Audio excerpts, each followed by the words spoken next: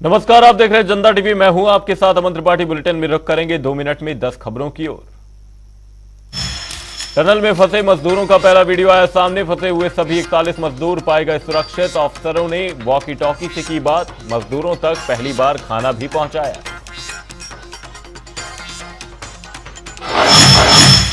Tunnel में फंसे मजदूरों को 9 दिन बाद मिला भरपेट भोजन। मजदूरों को 24 बोतल भरकर खिचड़ी भेजी गई। 6 इंच चौड़ा पाइप लगाकर भेजा गया भोजन।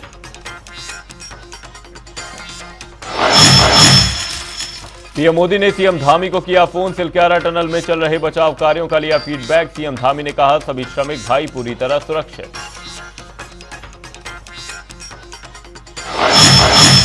कोटद्वार में मिनी कॉन्क्लेव का आयोजन। कैबिनेट मंत्री रेखा आर्य हुई शामिल। कहा, देवभूमि में निवेशकों के लिए अपार संभावनाएं। –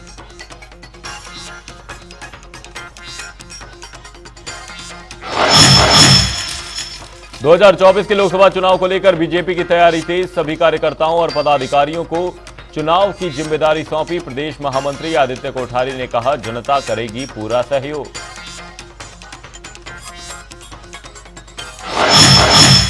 2024 में होने वाले लोकसभा चुनावों को लेकर तैयारियां तेज। सभी जिलों के जिलाधिकारी और मतदाता सूची के पुनर्निरीक्षण को लेकर काम शुरू। जिलाधिकारी सोनिका ने वोटर लिस्ट निरीक्षण वाहन को फ्लैग ऑफ कर किया रवाना।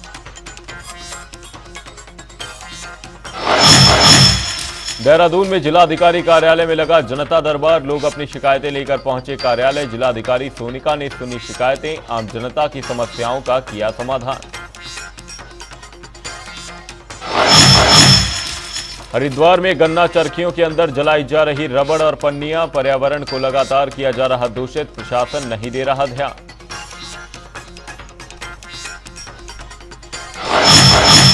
मसूरी में मॉक ड्रिल एक्सरसाइज का आयोजन। रोपवे में रेस्क्यू अभियान का ट्रायल। फंसे लोगों को जवानों ने निकाला सुरक्षित।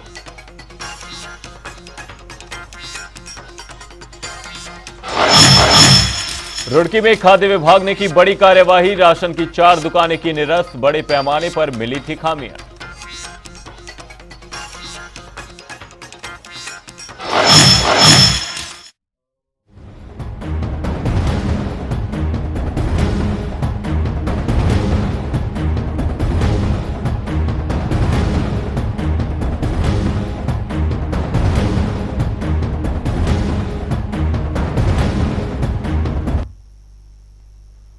दो मिनट में 10 खबरों के बाद अब रुक करेंगे उत्तराखंड से जुड़ी कुछ अहम खबरों की ओर। पिछले 10 दिनों से सिलक्यारा टनल में फंसे 41 मजदूरों तक 6 इंच की पाइपलाइन के जरिए खिचड़ी भेजने के कुछ घंटों बाद बचाव कर्मियों ने मंगलवार तड़के सभी तक कैमरा भेजा, जिसके माध्यम से फंसे हुए श्रमिकों की पहली तस्वीर देखी गई। तस्वीरों के सामने आने के बाद सुरंग में फंसे श्रमिक के परिवारों के सदस्यों का क्या कुछ कहना है, वो सुनिए।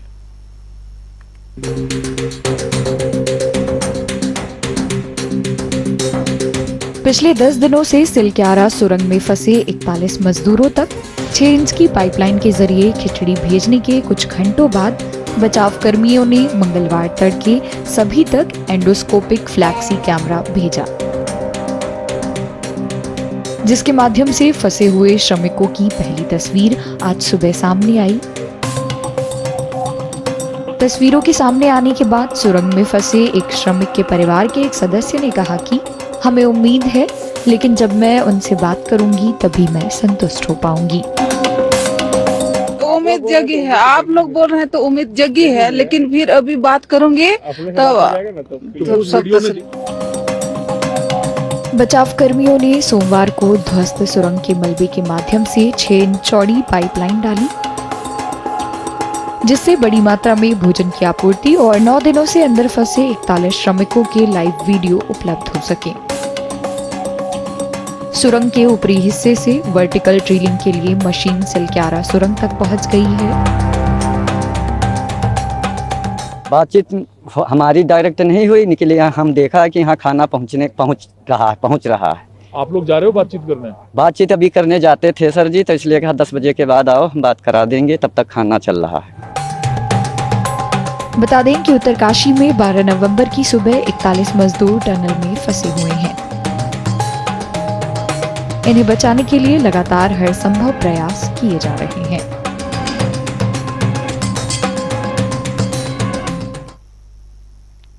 देहरादून सचिवालय में मुख्यमंत्री पुष्कर सिंह धामी ने शासन के उच्च अधिकारियों संग सिलक्यारा टनल हादसे की समीक्षा की।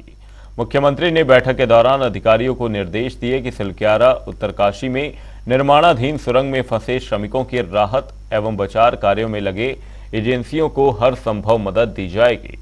श्रमिकों के परिजनों से भी निरंतर समन्वय स्थापित कर उन्हें हर संभव सहायता उपलब्ध कराई जाए। जिला प्रशासन उत्तरकाशी के साथ लगातार समन्वय बनाकर किसी भी प्रकार की आवश्यकता पड़ने पर शीघ्र सहायता करने के भी निर्देश मुख्यमंत्री ने अधिकारियों को दिए।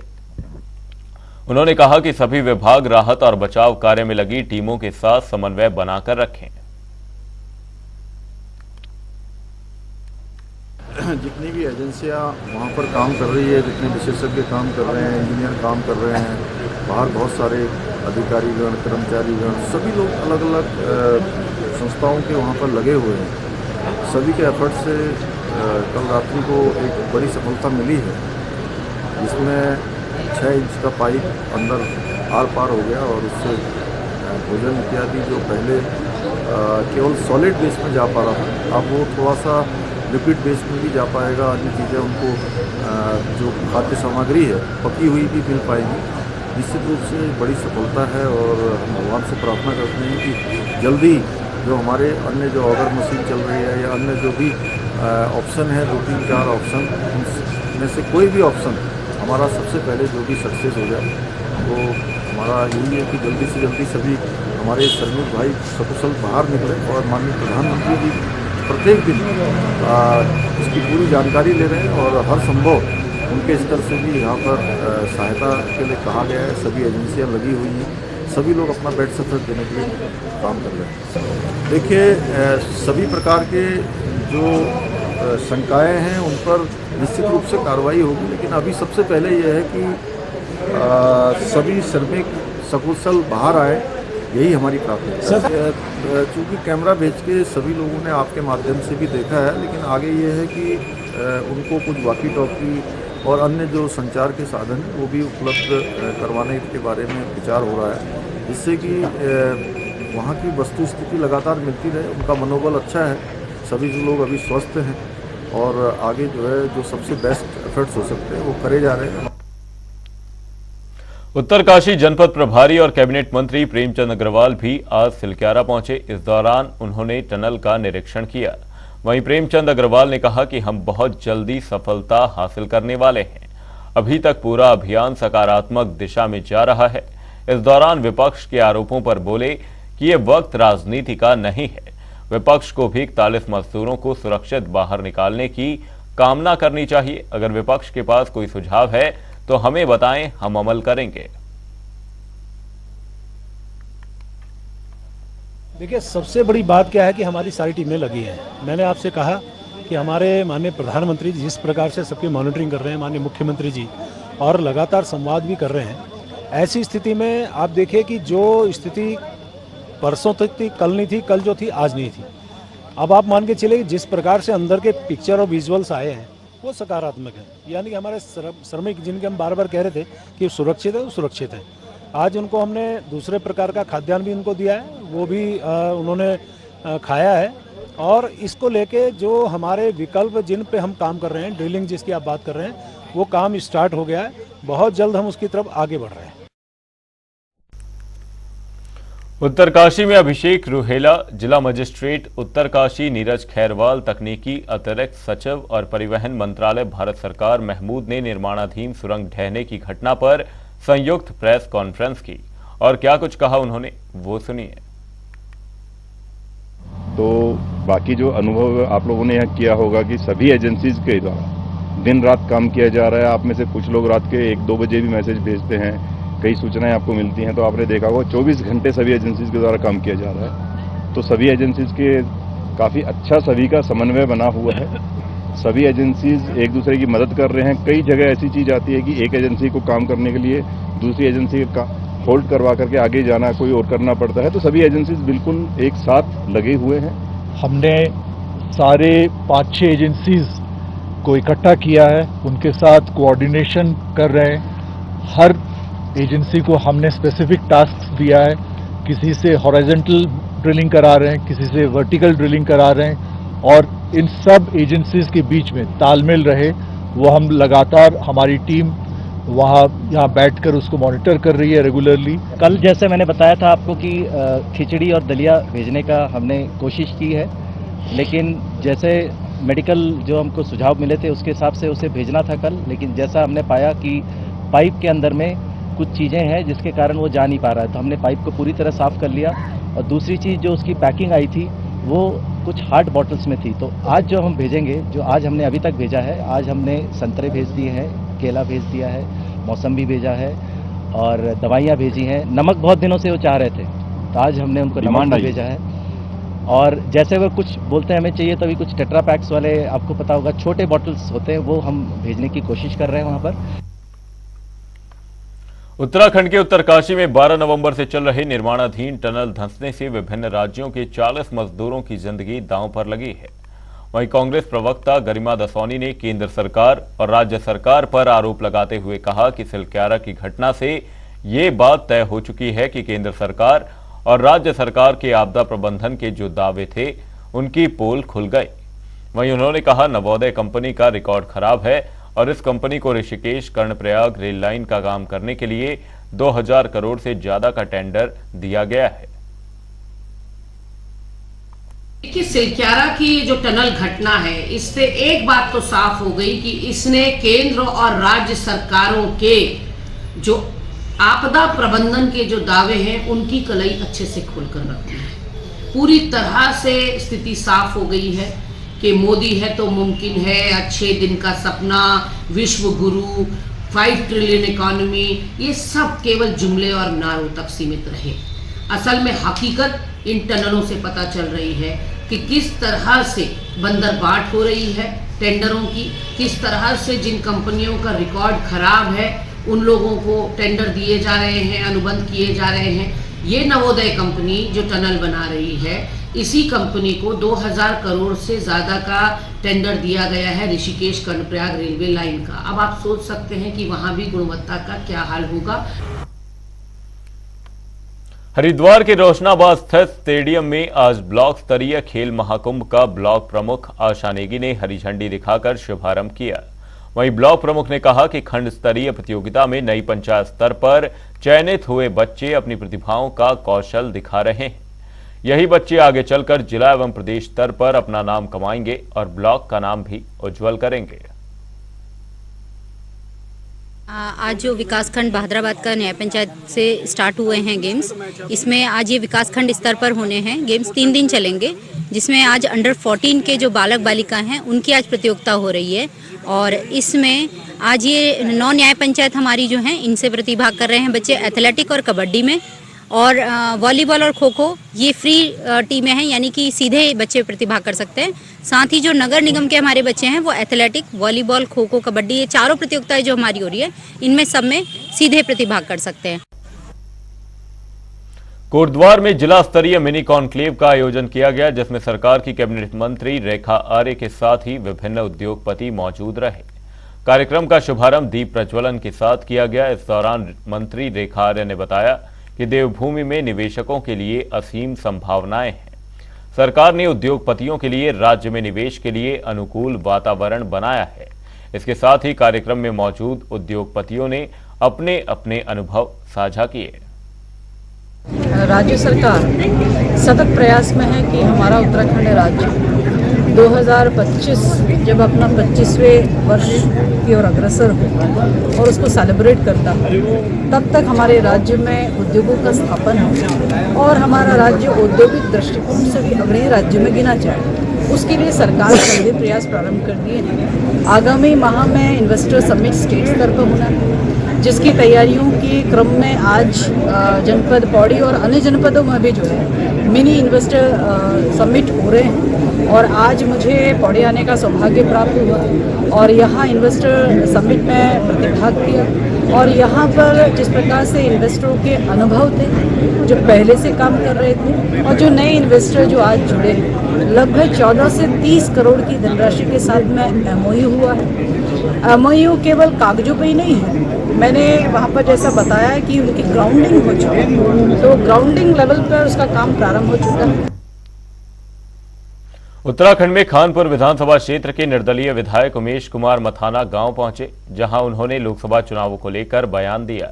उन्होंने विरोधियों पर जुबानी हमला किया है। उन्होंने कहा कि आखिर कौन सी पार्टी कौन से मुद्दे लेकर चुनाव में कूदेगी, क्योंकि चोरी चकारी सहित भ्रष्टाचार और बेरोजगारी की जन्मदाता खुद यही पार्टियां हैं। साथ ही कहा कि हमेशा की तरह उनका मकसद इलाके में चल रही समस्याओं के निस्तारण पर है। पहले इस्तेमाल करें फिर विश्वास करें। हमारे सभी लोगों ने हमें इस्तेमाल भी कर लिया और विश्वास भी कर लिया है, और मुझे लगता है कि जो भी समस्याएं हैं हमारा पूरा प्रयास रहता है कि उनका निस्तारण जल्द से जल्द हो, और आगे भी ये जारी रहेगा। सबका प्यार, विश्वास और सहयोग लगातार बना हुआ है। कौन सी पार्टियां कौन से मुद्दे लेकर कूदेंगी? भ्रष्टाचार खुद फैलाया हुआ है, चोरी चकारी खुद फैलाई हुई है, बेरोजगारी खुद फैलाई हुई है। लेके किसके खिलाफ उतरेंगे? अपने। एक बार कांग्रेस का सांसद रह चुका, उससे पहले अन्य पार्टी का रह चुका, 2 बार भाजपा का रह चुका। अब ये कौन सा नया जो है ये लॉलीपॉप लेकर आएंगे जनता के बीच में? अब उनको कहिए उनका समय जा चुका है, उन लोगों को हार मान लेनी चाहिए। उनके बस का नहीं है हरिद्वार में काम करना। प्रदेश में नगर निकायों के चुनावों पर फिलहाल प्रश्न चिन्ह बना हुआ है।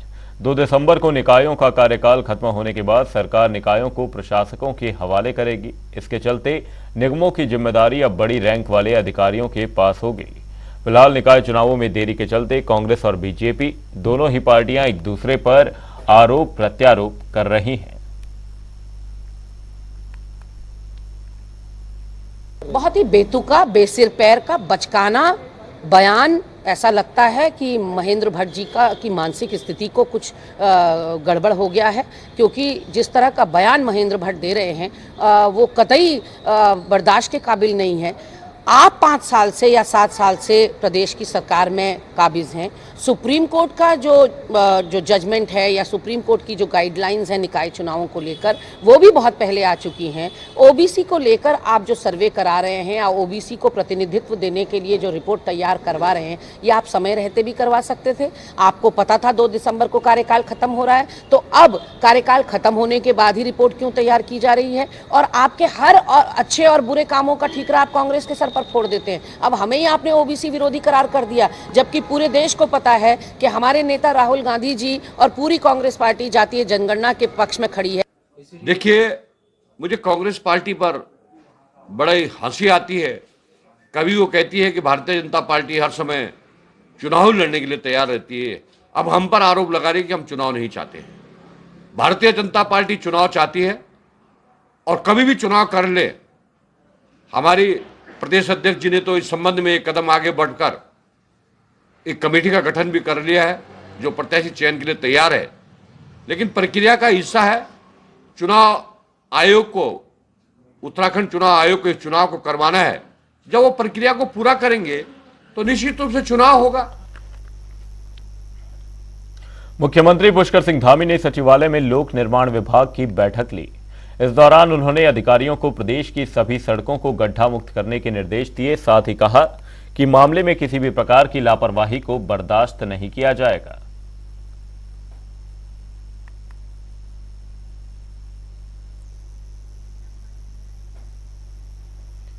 केंद्र सरकार ने कोटद्वार में खोह नदी की सफाई और एसटीपी प्लांट के लिए 135 करोड़ रुपए की धनराशि स्वीकृत की है। इस स्वीकृति को लेकर कोटद्वार विधायक एवं उत्तराखंड विधानसभा अध्यक्ष ऋतु खंडूरी भूषण ने केंद्रीय और प्रदेश सरकार का आभार व्यक्त किया है। विधानसभा अध्यक्ष ने इस सौगात के लिए प्रधानमंत्री नरेंद्र मोदी, जल शक्ति मंत्री गजेंद्र सिंह शेखावत और प्रदेश के मुख्यमंत्री पुष्कर सिंह धामी का आभार व्यक्त किया। उन्होंने कहा कि कोटद्वार के लिए सीवेज ट्रीटमेंट प्लांट बहुत आवश्यक था।